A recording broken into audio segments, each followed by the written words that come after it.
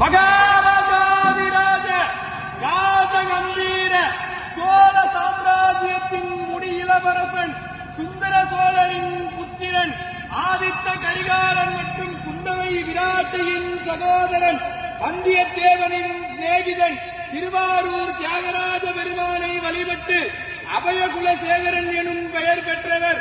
தெற்கே இலங்கை வரை சோழர்கள் நிலையாக விரிவு செய்தவர்.